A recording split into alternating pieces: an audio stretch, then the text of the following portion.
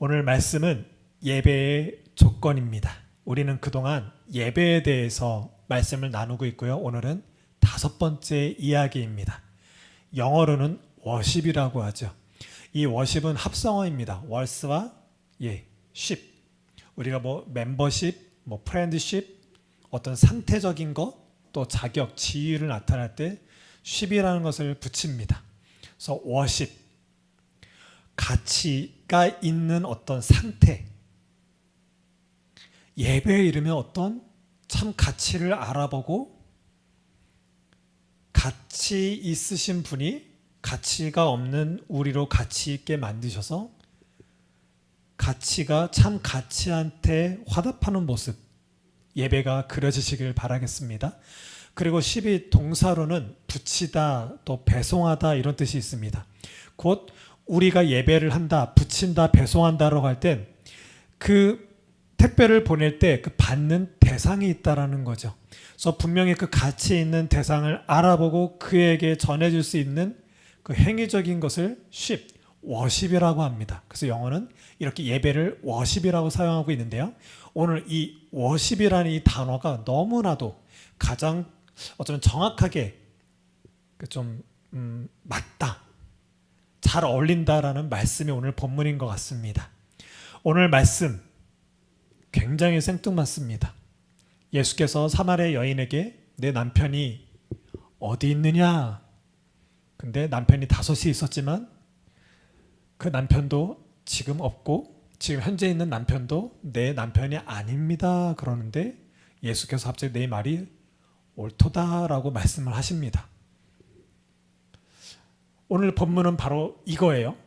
이 본문 바로 앞에 보면 어떤 내용이 나오냐면 유대를 떠나서 다시 갈릴리로 가실새 이 3절이 역사적으로 굉장히 중요합니다. 일단 예수께서 이 땅에 오셔서 당신의 사역을 위해서 유대 땅에서 예수가 누구인지를 계속 드러내고 있다가 이제 사마리아 땅으로 가십니다. 근데 사마리아를 통과하여 가겠는지라 하고서 이제 사마리아를 가는데 그 소리 여자가 있었고 여자에게 9절에 보시면 사마리아 여자가 이르되 당신은 유대인으로서 어찌하여 사마리아 여인 나에게 물을 달라 하나이까 하니 이는 유대인 사마리아인과 상종하지 아니하니로라. 유대와 사마리아인 간에는 지금 사이가 굉장히 안 좋습니다. 서로 상종하지 않는 관계에 있는 중이에요. 그런 중에 유대에 있는 예수가 사마리아 여인에게 와서 상종하고 있는 중입니다. 그래서 예수께서 대답하여 이르되 지금 내가 너한테 갔는데 너가 나를 알아봤더라면 너가 지금 그렇게 놀라지 않을 거야 라고 말씀을 하시는 거예요. 그래서 13절에 보시면 예수께서 대답하여 이르시되 이 물을 마시는 자마다 다시 목마르거니와 내가 주는 물을 마시는 자는 영원히 목마르지 아니하리니 내가 주는 물은 그 속에서 영생하도록 솟아나는 샘물이 되리라. 그랬더니 여자가 이르되 주여 그런 물을 내게 주사 목마르지도 않고 또 여기 물길로 오지도 않게 하옵소서. 영원히 목마르지 않을 물이 나한테 있어라고 했는데 그것을 주세요 라고 사마리아 여인이 말했습니다. 그런데 이 말이 끝나자마자 오늘 나누고자 하는 이 본문이 불쑥 튀어나온 거예요. 그리고 이 말씀 뒤에 바로 갑자기 여인이 또 얘기합니다. 우리 조상들은 이 산에서 예배하였는데 당신들은 예배할 곳이 예루살렘에 있다 하더이다. 예수께서 이르되 여자여 내 말을 믿으라. 이 산에서도 말고 예루살렘에서도 말고 너희가 아버지께 예배할 때가 이르리라. 어떤 예배의 장소에 대해서 이야기하고 있습니다. 유대 사람들은 예루살렘에서 예배해야 된다고 그러고 있고 지금 사마리아 사람들은 이 산은 그리심산을 얘기하고 있습니다. 서로 여기서 예배해야 돼, 저기서 예배해야 돼, 어떤 예배를 장소적인 걸로 지금 이야기하고 있습니다. 그리고 22절에 너희는 알지 못하는 것을 예배하고 우리는 아는 것을 예배하니 이는 구원이 유대인에게서 남이라. 이것은 또 무슨 말일까요? 너희는 알지 못한대요. 너희는 사마리아예요. 사마리아에 있는 너희들은 알지 못하는 것을 예배하고 있어. 하지만 우리는 아는 것을 예배하는데 구원이 유대인에게서 날 거야 라고 또한 얘기하고 있습니다. 그래서 아버지께 참되게 예배하는 자들은 영과 진리로 예배할 때가 오라니 곧 이때라. 아버지께서는 자기에게 이렇게 예배하는 자들을 찾으시느니라. 하나님이 영이시니 예배하는 자가 영과 진리로 예배할지니라. 아멘. 우리는 예배가 시작할 때 예배 부름 가운데 나갑니다 할 때 이 말씀을 가지고 아버지께서 예배할 자를 찾으시니까 우리는 복음을 듣고 우리가 예배자로서의 그 창조의 목적, 구원의 목적인 예배자로 이렇게 온전히 섰습니다. 예배 부름 가운데 예스하고 아멘하고 달려온 모습이 우리라고. 그래서 우리는 예배 순서 가운데 이 말씀이 있습니다. 이랬을 때 또 여자가 이르되 메시아 곧 그리스도라 하는 이가 오실 줄을 내가 아노니 그가 오시면 모든 것을 우리에게 알려주시리이다. 예수께서 이르실 때 내가 말하는 내가 그다 라고 이렇게 말씀을 하고 계십니다. 오늘 말씀은 바로 16절에서 19절입니다. 이 말씀 앞뒤로 우리는 한번 봤습니다. 이것이 무슨 말씀이냐라는 거예요. 생수에 대해서 말씀을 하시더니 갑자기 내 남편이 누구냐 나오고 생뚱맞게 나오고 그 다음에 예배 장소에서 나오고 메시아 그리스도가 나오다가 내가 그다라고 하면서 오늘 이 문맥을 이루고 있습니다. 이것이 무슨 내용이냐라는 거예요. 오늘 나누고자 하는 이 말씀 16절에서 19절까지 보시면 그 앞절에 9절에 보실까요? 이는 유대인이 사마리아인과 상종하지 아니함이로라. 왜 상종하지 않게 되었을까요? 이 말씀은 구약 열왕기로 가야 합니다. 하나님께서는 이스라엘을 다윗의 집에서 찢어 나누심에라고 이야기가 되고 있습니다. 하나님께서 이스라엘 전체를 완전히 찢어서 반으로 나누십니다. 그 전에 우리 이스라엘 구약의 역사를 한번 볼까요? 창출 레민신 창조가 일어났습니다. 아담과 하와가 죄를 져서 이제 죽음과 어둠의 땅으로 내몰려지게 됐습니다. 그래서 우리는 에녹이라는 사람도 알고 있고 노아라는 사람도 알고 있고 하지만 그들은 예배에 대해서 그렇게 보이는 자들이었고 예배로 동행하는 자들이었고 노아의 방주로 하나님께 나아가고 하나님 심판 앞에서 예배하는 자들이 어떤 모습으로 살아있는지 분명히 보였던 자들이지만 11장에 가서 바벨탑 사건으로 하나님의 거룩하신 이름을 높여드려야 되는 그들이 자기네 이름을 높이는 것으로 바벨탑을 쌓게 됩니다. 하나님은 그것을 무너뜨리셨다. 그들은 예배가 무엇인지 모르는 예배를 망각하게 되고 예배 자체를 보면 완전히 예배를 거부한 상태가 바로 바벨론 사건이었습니다. 그런 예배가 무너진 그때 한 사람 세우셔서 아브라함을 세우셔서 다시 믿음으로 예배의 핵심인 믿음을 다루셔서 이제 당신의 교회를 다시 한번 회복하는 역사로 이어가십니다.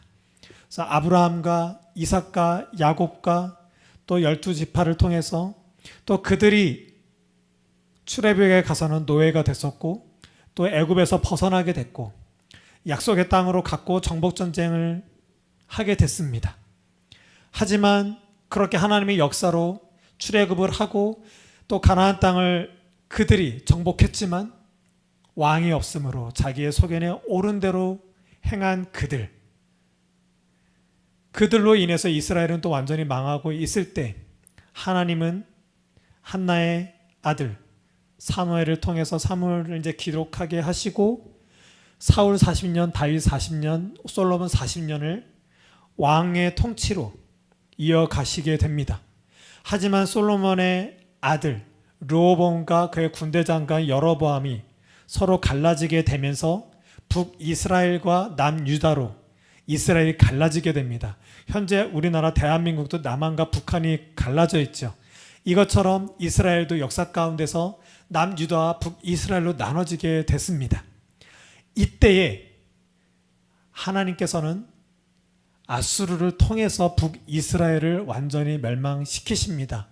왜냐하면 그 북이스라엘로 가져간 그러니까 솔로몬의 아들 르호보암을 반역해서 북이스라엘 차지한 여로보암이 금송아지 2개를 짓고 베델과 단에 그러니까 이스라엘의 양 끝에 두고선 이것이 너희를 구원할 거야 구원할 그 우상을 이야기하면서 그것이 죄가 돼서 아수르를 통해서 이스라엘 완전히 멸망을 시키십니다.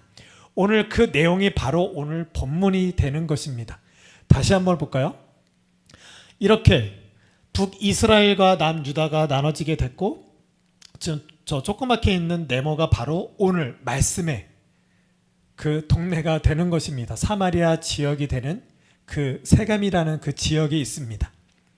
여기서 일어나게 됐고, 아까도 말씀드렸지만 여로보암이 밑에 베델과 위에 단에 금송아지를 놓고 이것이 우상을 섬김으로 인해서 하나님이 이곳을 심판하게 돼서 아수르가 이곳을 이제 점령하게 되는 배경 가운데 있게 되는 것입니다. 그래서 이스라엘이 다윗의 집을 찢어 나누심에라고 이렇게 표현하고 있는 것이고요. 이때 아수르 왕이 이스라엘을 점령하기 전에 여러 지역을 점령해 오면서 이스라엘까지 온 것입니다. 그리고 여러 지역을 점령해 오면서 그 지역의 어떤 수장들을 이스라엘 땅에 오게 하고 각 고을마다 통치하게 합니다. 그것들이 봤더니 바벨론과 구다와 아와 하맛과 스발 와임입니다.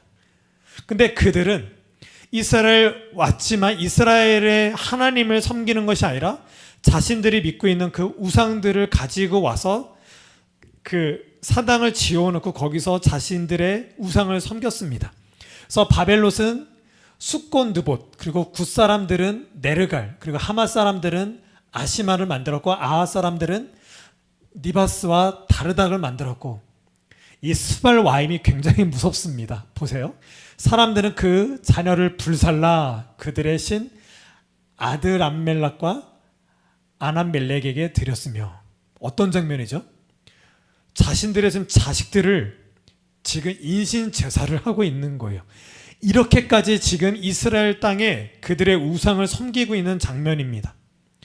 근데 그들은 원래 우상을 섬겼기 때문에 그럴 수 있다 쳐요. 근데 더 황당한 것은 32절에 보시면 그들이 또 여호와를 경외하여 이스라엘 땅에서 이제 아수라가 점령하면서 그 점령해 오던 땅에 있는 사람들을 오게 해서 통치를 했고, 그들이 우상을 섬기고 있는데, 우상을 섬기면서 이 이스라엘을 보니까 이스라엘이 믿고 있는 하나님도 굉장히 멋있어 보이는 거예요. 신처럼 보이는 거예요. 그래서 그들이 또한 자기네 우상을 섬기면서 또한 여호와를 경외하게 됩니다. 그래서 자기 중에서 사람을 산당의 제사장으로 또 세워요. 제사장은 누구만 될 수 있죠? 레위인만 될 수 있잖아요. 근데 자기 사람 중에서 한 사람을 세워서 제사장으로 삼습니다. 그리고 그 산당들은 자기를 위하여 제사를 드리게 합니다. 자기들의 우상도 섬기면서 여호와도 섬기는 아주 이상한 지금 현상이 일어나고 있는 거죠. 지금 현재도 보면 이 세계 그 선교 역사도 보면 일본, 우리 바로 옆 나라 일본이 있죠. 일본은 지금은 아니지만 예전에는 선교사들의 무덤이라고 말했습니다. 왜냐하면 일본에 가서 여러분 예수 믿으세요. 그럼 다들 예수 믿을게요 이래요. 예수 아세요? 안 돼요. 근데 어떻게 알고 있냐면 내가 알고 있고 내가 믿는 신들 중에 하나입니다 이러는 거예요. 유일신이라는 자체가 이해를 못하라는 거예요. 그리고 죄의 관이 달라요. 우리는 드러나지 않아도 하나님 앞에서 또 내 양심에 찔려서 죄라는 걸 알고 있지만, 일본은 남들에게 드러나지 않으면 아직 죄가 성립이 안 되는 거예요. 그러니까 어떤 우리 기독교에서 크게 다루고 있는 그 회개 문제에 대해서도 좀 많이 어렵게 되는 거죠. 그래서 선교사의 무덤이라고까지도 얘기한 적이 있었습니다. 그런 비슷한 이상한 형태가 이루어진 게 바로 그 북이스라엘 사마리아 지역이 이때부터 이상한 형태로 하나님을 섬기게 된 것입니다. 이것을 가지고 온 게 오늘 말씀이에요. 그래서 이르시되 가서 내 남편을 불러오라. 그 앞절에 보면 영원히 목마르지 않을 물이 내게 있다라고 하는데, 여자가 이르되 주여 그런 물을 내게 주사 목마르지도 않고 또 여기 물길로 오지도 않게 하옵소서라고 합니다. 그런 물이 있다라면 내게 주세요 라고 했을 때, 그때 반문하면서 물어본 게 이르시되 가서 내 남편을 불러오라 였어요. 그 또 이전에 예수께서는 사마리아 갔을 때, 사마리아 우물가에 도착했을 때 예수님께서는 피곤하셨습니다. 육체적인 피로를 가지고 예수님의 어떤 그 사마리아를 바라보고 있는 영적인 상태를 지금 그려내고 있는 게 예수께서 피곤하다라는 거예요. 예수께서는 유대 땅에 있을 때 유대인들도 유대의 어떤 그 행위적인 율법적인 것 때문에 힘들어하셨고 피곤해하셨는데 이 사마리아 땅마저도 하나님께 예배한다라고 하지만 어떤 예배적인 형태는 있지만 전혀 알지 못하는 예배를 드리고 있는 그런 모습을 보면서 내가 참으로 피곤하구나, 목마르구나 이렇게 시작하는 것이 오늘 본문이라는 것입니다. 그런 배경 가운데 있을 때 생수에 대해서 얘기가 나왔고 그런 물을 길러오지도 않게 하여 주세요. 참 예배가 무엇입니까? 라고 이렇게 묻고 있는 거예요. 그때 내 남편을 불러오라. 여자가 대답하여 이르되 나는 남편이 없나이다. 예수께서 이르시되 내가 남편이 없다는 말이 옳도다. 아까도 말씀드렸죠.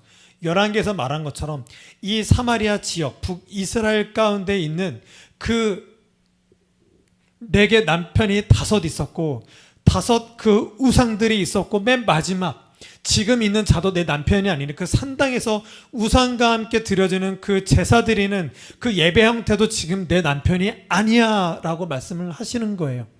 그래서 여자가 이르되 주여 내가 보니 선지자로소이다.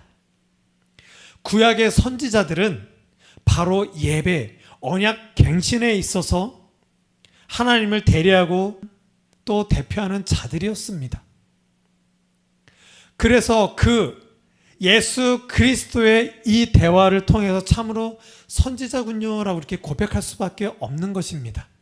우리는 예전에 이 말씀을 드릴 때 사마리아에 있는 저 우물가에 있는 여인, 성경에는 6이라고 표현되어 있지만 지금 시간으로는 정5가 되는 그 태양빛에 있는 우물가에 있는 여인, 남편이 5명이 됐고 지금도 있는 그 남편도 남편이 아닌 그 여자의 그 안타까운 삶의 모습을 찾아간 예수 그리스도를 설명한 것이라고 되어 있지만 사실은 그것이 아닙니다.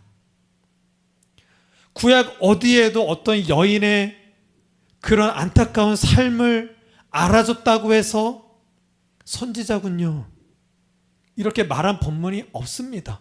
어떤 선지자도 어떤 여인에 대해서 한 여인의 개인의 어떤 삶을 안타까워하는 것을 드러내는 것으로 위로한 적이 한 군데도 없습니다. 여기서 선지자입니다 라고 할 때는 이 본문이 가지고 있는 그 내용이 무엇인가가 우리는 밝히 들어가야 합니다. 이 여인이 뭔가 안타깝고 남들에게 부끄러운 모습 속에 있기 때문에 정오의 그 태양빛의 우물가에 간 것이 아닙니다. 우물가는 굉장히 상징적인 것이 있고 이 여인이 예수 그리스도를 알아봤을 때 동네에 가서 와서 보라 했을 때 동네 사람들이 다 와서 보러 옵니다. 근데 만약에 이 여인이 안타까움 속에 있고 남들 부끄러움 중에 있다면 이 사마리아 여인이 그 동네 가서 와서 보라라고 말하지 못할 거예요. 왜냐하면 자기는 부끄러움 중에 있는데 누가 내 말을 듣겠어요. 하지만 내 말을 들었다라는 것은 단순히 그 여인의 안타까운 삶이 부끄러운 모습 속에 있지 않다라는 것입니다.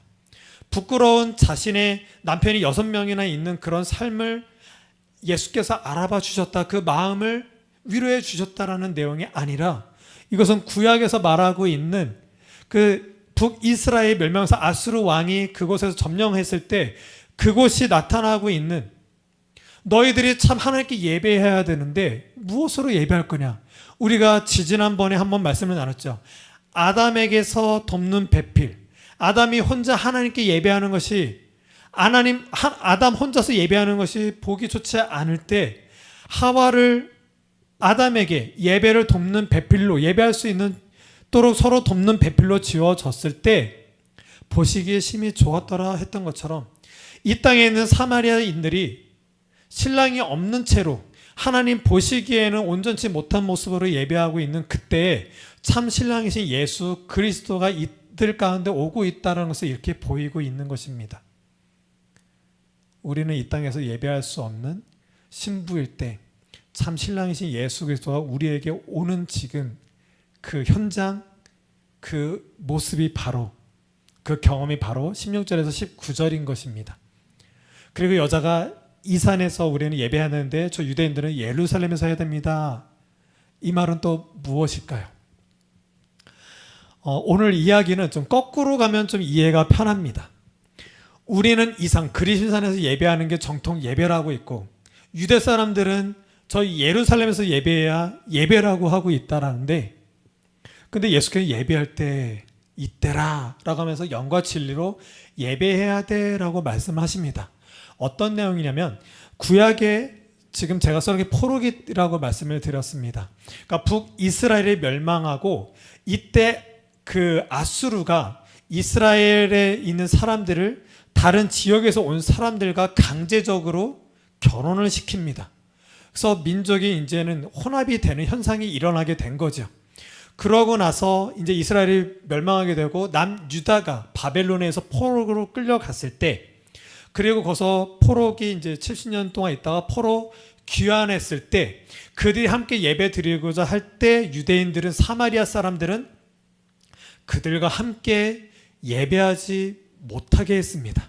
그래서 아까 말씀에 유대인들은 사마리아인들 상종하지 않는데 왜 유대인 당신은 여기에 내게 왔습니까? 라고 우물가에 있는 여인이 그렇게 말했던 거예요.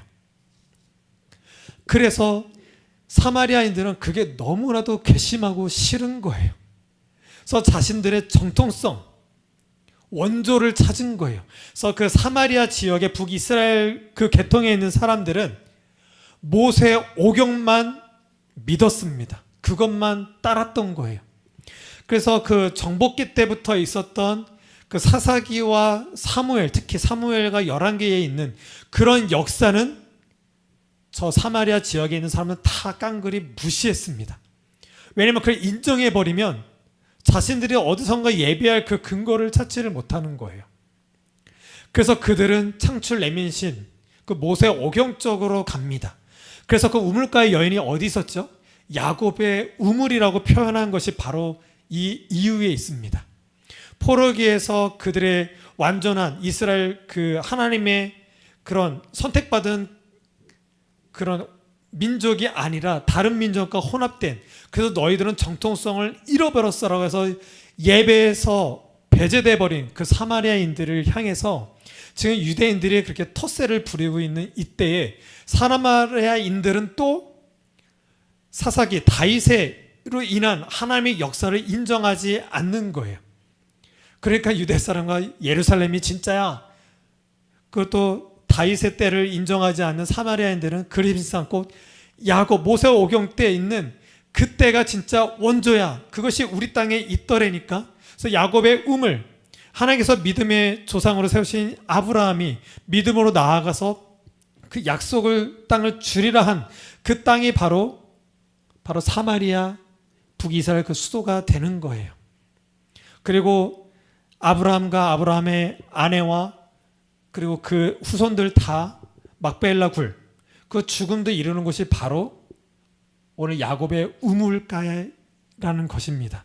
그 지역, 지금 사마리아인들은 야곱의 우물, 그곳에 사마리아 여인을 둠으로 인해서 사마리아 여인은, 한 여인이 성경에 나와 있지만 예배를 도무지 모르는, 또 다윗의 자손으로는 예수를 알지 못하고 거부하고 있는 그들에게, 그래서 구약의 저 모세 오경 때만 지금 고집하고 그것이 정통성이라고 믿고 있는 사마리아 여인, 그들에게 찾아가서 참된 예배가 무엇인지를 가리키고자 하는 것이 바로 오늘 본문이라는 것입니다. 이제 내용이 들어오시죠? 예, 오늘 말씀은 이렇게 되는 것입니다. 그래서 이 산도 아니고 예루살렘도 아니고 예배할 때가 오느니 아버지께서는 예배할 자를 찾으시느니라. 예배할 자를 찾는다라는 것은 누가복음의 핵심이죠. 한 마리 잃어버린 양, 잃은 드라크마, 잃은 둘째 아들, 탕자의 비유 얘기하면서 잃은 자가 돌아오는 것, 잃은 것을 찾는 그 하나님 아버지의 기쁨 가운데 들어가는 것. 그래서 아버지께서는 예배할 자를 찾으시느니라. 그래서 찾으러 예서고 달려온 그들은 영과 진리로 예배할지니라. 말씀이 육신되어 오신 예수 그리스도가 시작되는 것이 요한복음이죠. 바로 진리입니다. 무엇이 영적인 것인지 모르는, 영적인 예배가 무엇인지 모르는 그들에게 영과 진리로, 오직 예배는 모세 오경에 그 너희들이 말하고 있는 그것이 근본이 예배가 아니라, 또 유대인들이 말하는 그 다윗의 그 터가 있는 것이 다가 아니라 오직 하나님이 약속하신 22절에 여자가 이르되 메시아 곧 그리스도 하는 이가 오실 줄 내가 아노니. 구약 전체에서 말하고 있는 메시아가 왔을 때, 그를 알아봤을 때 그 안에서 그 예수 그리스도의 영과 진리됨 그 안에서만 너희들이 예배할 수 있어라고 말씀하시는 것이 바로 오늘 본문이라는 것입니다. 이 모든 끝에 예수께서 말씀하십니다. 내가 그다. 내가 그다. 우리는 이 예수님을 알아보고 그 예수님께 나아가 바로 예배하는 것입니다. 우리의 예배의 조건은 어떤 사마리안이 얘기하는 것처럼 모세오경, 어떤 원조, 그것을 뭔가 끄집어내서 그것만 추구하는 것이 예배가 아니라, 또 유대 사람들처럼 자신들의 어떤 정통성, 어떤 누군가에 혼합되지 않는 하나님의 선택됐다라는 이상한 율법적인 것으로 나아가는 그런 것이 예배가 아니라, 신구약 전체에서 약속하신 참 언약의 대상자 예수 그리스도로만 너들이 예배할 수 있어라고 말씀하시는 거예요. 또 이 산도 아니고 예루살렘도 아닌, 예배는 장소가 아니라 오직 예수 그리스도를 알아보는 자들의 모임, 그것이 바로 교회이고, 또 여기서 한 가지, 하나님을 경험한 사람들의 모임이 일단 교회의 시작입니다. 하지만 그로 다가 아니고 그 모인 그곳에 약속이 주어져야 합니다. 그리고 약속으로만 있으면 안 됩니다. 약속에 성취가 있어야 됩니다. 그래서 아브라함 이야기가 그래서 중요합니다. 아브라함 공동체 안에 약속을 주셨고 약속의 성취가 일어났습니다. 교회가 바로 그곳입니다. 그 교회가 성취로 드러나시 예수 그리스도를 알아보는 것, 내가 그다. 그것이 교회요. 그 교회가 모여서 이렇게 예배하는 것입니다. 예배의 조건은 오직 예수 그리스도가 되십니다. 그래서 오늘 결론입니다. 월십. 가치. 이 땅에는 어떤 누구도 가치가 없습니다. 오직 유일한 가치이신 예수 그리스도가 이 땅에 오셔서 우리로 가치 있게 하셨습니다. 우리는 이 땅에 살 때 세상과 비교하고 세상 사람들과 비교할 때 내가 내 자신을 볼 때 가치가 없다라고 여길 때가 너무나도 많습니다. 지금의 내 가치를 바로 바라보지 못하고 예수 그리스도로 인한 내 가치를 망각한 채 내가 가족이든 교회에서든 세상에서든 내 가치가 실추된 상태로 내 가치를 어떻게 좀 세우고자, 내 가치를 어떻게 좀 크게 확보시키고자, 확장시키고자 그렇게 현안이 되어 있습니다. 썩어져 갈 것들을 가지고 내 가치를 삼으려고 합니다. 하나님의 형상은 온데간데 없고 저 우상들이 내 형상이 되어 있습니다. 하나님이 내게 주신 그리스도의 가치가 아니라 우리는 세상의 가치로 우리의 귀가 훼손되어 있고 우리 눈이 어두워져 있는 상태가 되어버렸습니다. 이때 우리는 참 예배자로 선다 그러면 참 가치를 알아봐야 합니다. 가치가 없는 죄인된 우리에게 죄 용서하러 오신 예수 그리스도, 그로 말미암아 우리는 진짜 가치 있는 인생이 되었습니다. 완전하게 십자가로 부활 생명으로 가치 있는 자가 되었습니다. 이거면 끝입니다. 이것으로 우리는 우리의 가치가 회복되어야 합니다. 이 가치가 가치 있게 하신 이 가치로 말미암아 워십 드리고 배송해 드리는 것입니다. 아름다운 향기로 하나님께 올려 드리는 것입니다. 그것이 예배입니다. 그래서 예배의 조건은 내 스스로가 될 수 없고 내가 무엇인가 가지고 있는 그 능력으로는 하나님께 나아갈 수 없습니다. 예수를 믿는 사람, 교회 좀 다니는 사람들 중에는 어떤 재능이 있는 사람이 있습니다. 노래를 잘하거나 돈을 잘 벌거나 무엇인가 뛰어난 것으로 내가 이런 것을 하나님께 영광을 드립니다. 이런 것에 속지 마십시오. 내 재능과 내가 뭔가 할 수 있는 것은 하나님께 들려드릴 수 있는 예배의 조건이 되지 못합니다. 오히려 그것이 하나님의 영광을 가로막습니다. 오직 예수 그리스도 밖에는 없습니다. 이 사실을 우리는 알아야 됩니다. 예수 그리스도의 십자가 부활 생명만이 우리를 가치 있게 했기 때문에 우리가 하나님께 가치 있는 것으로 예배한다고 할 때 예배의 그 가치로 올려드린다고 할 때는 예수 그리스도의 가치 말고는 하나님께 드릴 수 있는 것이 없습니다. 우리가 기도를 한다라고 할 때 예수님의 이름으로 기도했습니다라고 하잖아요. 오직 예수 그리스도가 아니고서는 하나님께서는 우리에게서 어떤 것도 받지 않으십니다. 예배의 조건은 오직 예수 그리스도입니다. 그러므로 예배하는 우리는 참 가치를 알아본 것이고 죄인된 우리를 그 가치까지도 십자가 못 박혀 죽으셔서 우리를 가치 있게 하셨습니다. 우리는 다 예수 그리스도의 가치입니다.